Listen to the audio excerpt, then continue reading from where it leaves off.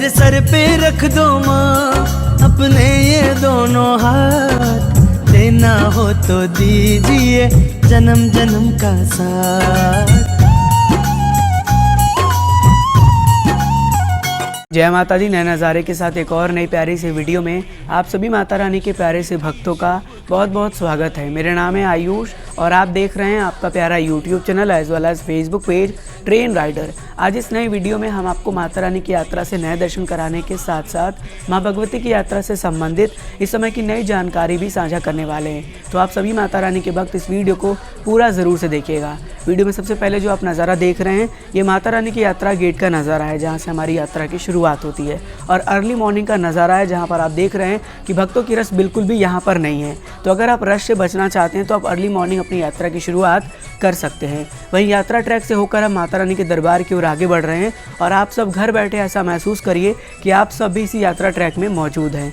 माता रानी का नाम लेते लेते हम पहुंच चुके हैं माँ भगवती की यात्रा में आने वाले पहले पड़ाव पर, जिसे हम माता रानी का पवित्र पावन बाण गंगा साथ ही साथ बाल गंगा भी कहते हैं। यहाँ पर आप देख रहे हैं कितने सुंदर पावन पवित्र निर्मल जल के आपको दर्शन हो रहे हैं। साथ ही साथ सुबह का समय है तो यहाँ पर ज़्यादा भक्तों की चहल पहल बिल्कुल भी नहीं है। वहीं माता रानी का नाम लेकर हम आपको लेकर आ चुके हैं माँ भगवती की यात्रा में आने वाले एक और पड़ाव पर, जिसे हम श्री चरण पादुका मंदिर कहते हैं। घर बैठे आप सब माता रानी के पवित्र चरण पादुका मंदिर से दर्शन करिए और सुबह का नज़ारा देखिए, कितना सुंदर नज़ारा यहाँ से हमें देखने को मिल रहा है। काफ़ी भक्त यहाँ पर पहुँचते हैं और सुबह में अपनी यात्रा की शुरुआत करते हैं तो उन्हें अंदर जाकर दर्शन करने की अनुमति नहीं मिलेगी, क्योंकि मंदिर बंद रहता है। सुबह 8 बजे के बाद ही चरण पादुका मंदिर खुलता है। वहीं माता रानी का नाम लेकर हम फिर से यात्रा में आगे बढ़ रहे हैं और माता रानी के एक और नए पड़ाव पर पहुंच चुके हैं, जिसे हम अर्धकुंवारी मंदिर साथ ही साथ गरुजुन गुफा कहते हैं। भक्त माता रानी के गरुजुन गुफा से होकर माता रानी के दर्शन करते हैं और यहाँ पर आप देख रहे हैं कि सुबह के समय किस प्रकार से भक्तों की चहल पहल देखने को मिल रही है।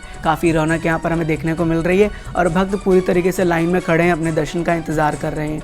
याद रखिएगा, अगर आप माता रानी के दरबार आगामी दिनों में आ रहे हैं तो फिलहाल आज के दिन यहाँ पर 35 से 40 घंटे की वेटिंग समय चल रही है और वेटिंग समय पूरी तरीके से भक्तों की संख्या के ऊपर डिपेंड करता है। अगर भक्तों की संख्या इंक्रीज़ होती है तो वेटिंग समय भी इंक्रीज़ हो जाता है, अगर भक्तों की संख्या डिक्रीज़ होती है तो वेटिंग समय भी कम हो जाता है। लेकिन आपको घबराना नहीं है।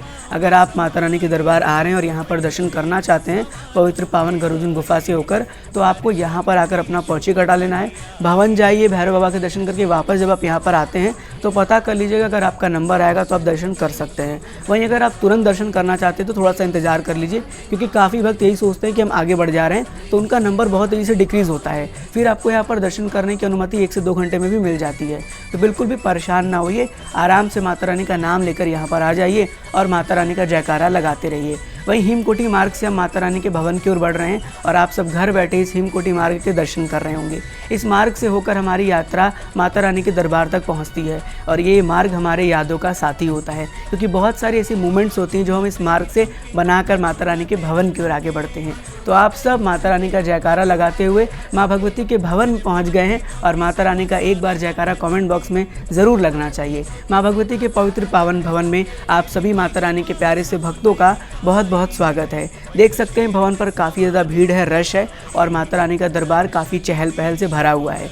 मैं फिर से आपको बता दूं, माँ भगवती के भवन में इस समय श्रद्धालु की संख्या लगभग 35 से 40 हज़ार तक पहुंच रही है और ये संख्या लगातार बढ़ रही है। आने वाले समय में ऐसा उम्मीद जताया जा रहा है कि संख्या 50 हज़ार को भी टच कर सकती है, क्योंकि इस समय पूरी तरीके से गर्मियों की छुट्टी हो गई है। भक्तों की संख्या लगातार बढ़ रही है, जिस वजह से थोड़ी प्रॉब्लम्स भी आ रही है। तो याद रखिए, अगर आप माँ भगवती की यात्रा करने वाले हैं आगामी दिनों में तो पूरे प्लानिंग के साथ आइए, माता रानी के भवन के दर्शन करते रहिए और माता रानी का नाम लेते रहिए, क्योंकि जयकारों से ही हमारे अंदर एक अलग सा ऊर्जा आता है, जिससे हम माता रानी के दरबार की ओर बढ़ते रहते हैं, माता रानी के दर्शन करते रहते हैं और फिर हमारी यात्रा का एक और पड़ाव बसता है, जो कि माँ भगवती के दर्शन करने के बाद हमें भैरव बाबा के दर्शन करने भैरव घाटी जाना पड़ता है। और आप सबका बहुत बहुत स्वागत है भैरव घाटी में। ये नज़ारा भैरव घाटी का है और आप देख रहे होंगे कि भैरव घाटी में किस प्रकार से श्रद्धालु की रौनक देखने को मिल रही है। अगर आप माँ भगवती की यात्रा कर रहे हैं, मैं फिर से कह रहा हूँ, रौनक और बढ़ेगी, इसलिए पूरे प्लानिंग के साथ ही आइएगा।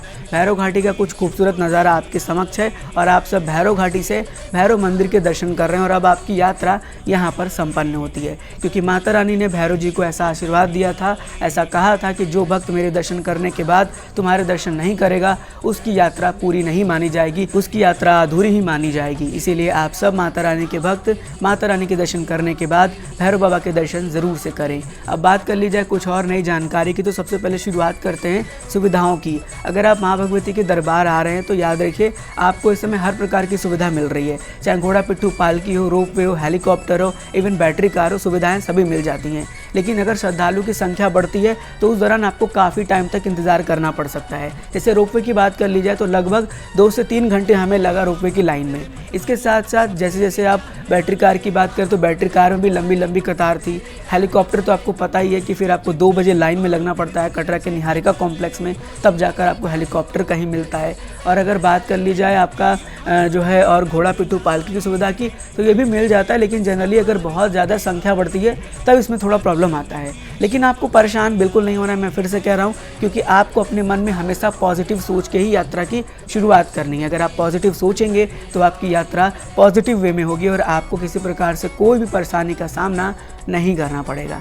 वहीं बढ़ते हैं वीडियो में आगे और अब बात कर लेते हैं माता रानी की यात्रा पर मौसम की।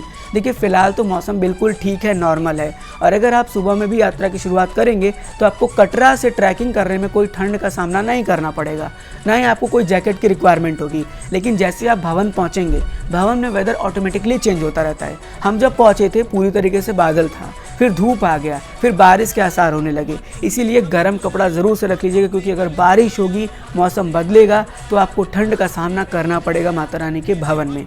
तो अगर आप भवन पे स्टे करना चाहते हैं तो ज़रूर से गर्म कपड़ा रख लीजिएगा। हालांकि हमारी जो प्लानिंग थी वो स्टे की प्लानिंग नहीं थी, इसीलिए हम तो गर्म कपड़ा लेकर गए थे लेकिन उसका प्रयोग नहीं किए। लेकिन अगर आप जा रहे हैं, स्टे करना है, तो गर्म कपड़ा अपने साथ एक ज़रूर से रख के जाइएगा। अब आ जाते हैं वीडियो में आगे और बात करते हैं कि अगर आपको माता रानी के दरबार पर रुकना है तो फिर आपको क्या करना है। देखिए, माता रानी के दरबार में एक बड़ा बदलाव किया गया है। आपको मैं बता दूं कि भवन पर कंस्ट्रक्शन के वर्क चल रहे हैं, इस वजह से आपको जाने का लाइन अलग मिलेगा, आने का लाइन अलग मिलेगा। आने की लाइन में फिर वो क्या कर रहे हैं कि दुर्गा भवन से डाइवर्ट कर दे रहे हैं और नीचे से होके आपको बाहर निकलना पड़ रहा है।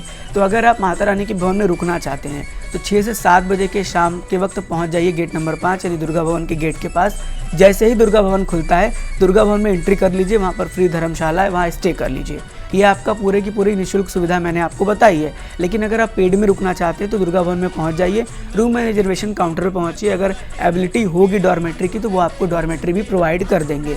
और याद रखिएगा, डॉर्मेट्री से मुझे याद आया, डॉर्मेट्री की कॉस्ट बढ़ चुकी है। पहले 100 रुपया था, अब आपको 50 रुपया एक्स्ट्रा यानी 150 देना होगा। पहले AC बेड का किराया 150 रुपया था, उसमें 50 रुपये की इंक्रीजमेंट की गई है और अब आपको 200 पे करना पड़ेगा AC का। विदाउट AC लेते हैं तो 150 रुपया। इस बात का खास ख्याल रखिएगा। और अगर आप किसी भी डॉर्मेट्री में अपना सामान क्लॉक रूम में जमा करना चाहते हैं, चाहे त्रिकुटा भवन हो या जम्बू में वैष्णवी धाम हो, आपको एक अलग सा जो है वो ताला और एक आपका समझ लीजिए लॉकर, बड़ा सा जो जैमर होता है जिसको हम सीकर टाइप का बोलते हैं, वो आपको कैरी करना पड़ेगा, क्योंकि पूरे सीकर से, पूरे लॉकर से आपको अपना पूरा बैग लॉक करना पड़ेगा और ताला लगा के फिर आप आगे कहीं जा सकते हैं। क्लॉक रूम में ये नया बड़ा बदलाव किया गया, तो मैंने सोचा कि आपसे ये जानकारी मैं आपको शेयर कर दूं। तो मैं उम्मीद करूंगा कि ये जानकारी आपके लिए हेल्पफुल साबित होगी। अब बात कर ली जाए RFID कार्ड की यानी रेडियो फ्रिक्वेंसी आइडेंटिफिकेशन कार्ड की। अगर आप माँ भगवती की पवित्र यात्रा करने वाले हैं तो आपके पास RFID कार्ड होना चाहिए। बिना RFID कार्ड के आप अपनी यात्रा की शुरुआत नहीं कर सकते। तो RFID कार्ड आपको जम्मू में भी मिल जाता है, जम्मू के वैष्णवी धाम में। कटरा में भी आके आप अलग अलग रजिस्ट्रेशन काउंटर से RFID कार्ड ले सकते हैं। याद रखिएगा, जैसे ही कटरा पहुंचिए RFID कार्ड तुरंत ले लीजिए। हालांकि नए नए काउंटर बनाए गए हैं, मैंने देखा है इस बार, लेकिन RFID कार्ड पहले ले लेंगे तो पूरी तरीके से टेंशन फ्री रहेंगे और आपको बिल्कुल भी परेशानियों का सामना नहीं करना पड़ेगा। ऑनलाइन रजिस्ट्रेशन करा के आते हैं तो बाणगंगा चेक पोस्ट पर जाकर, जहाँ की यात्रा गेट है, वहाँ पे भी आप RFID कार्ड 24 घंटे कभी भी लेके यात्रा की शुरुआत कर सकते हैं। और जब आपकी यात्रा पूरी हो जाए, संपन्न हो जाए, तो अपने RFID कार्ड को रिटर्न ज़रूर से कर दीजिएगा। इस वीडियो में हमने कोशिश किया कि आपको हर प्रकार की जानकारी दी जाए, आपको नए नज़ारे दिखाए जाए, नए दर्शन कराए जाए और माता रानी की यात्रा से संबंधित छोटी से छोटी, बड़ी से बड़ी जानकारी साझा की जाए, जिससे आने वाले समय में आपकी यात्रा सफल हो। अगर आप जून के महीने में माता रानी की यात्रा करने वाले हैं तो हमने जून के ऊपर एक डेडिकेटेड वीडियो बनाया कि जून महीने में आपको यात्रा कैसे करनी है, बुकिंग के क्या शेड्यूल है, कैसे प्लानिंग करनी है, मौसम कैसा रहेगा, यात्रा अपडेट क्या चीज़ की रहेगी, किस तरह से रहेगी। तो उस वीडियो को ज़रूर से वॉच आउट करिएगा, उसमें आपको बहुत अच्छी नई जानकारी बहुत अच्छे वे में मिलेगी और उस वीडियो को देखने के बाद आपकी यात्रा और ज़्यादा अच्छी होगी और सफल होगी। चलिए, मेरी कोशिश इस तरह से जारी रहेगी आप सबके लिए। माता रानी की अनुपम कृपा आप सब पर बना रहे, मेरे पे भी बना रहे और माता रानी हमको इसी तरह से अपने दरबार बुलाती रहे। आपको तो पता ही है, माता रानी का बुलावा आया था, हम माता रानी के दरबार गए थे और अब आपके लिए आ रही है नई डिजिटल यात्रा इस जून महीने की। उम्मीद करूंगा कि आप उसे बहुत प्यार देंगे और पूरा देखेंगे। मिलते हैं फिर एक और नए वीडियो में। मेरा नाम है आयुष, आप देख रहे हैं आपका प्यारा YouTube channel as well as Facebook page train rider. God bless you all. जय हिंद, जय माता दी।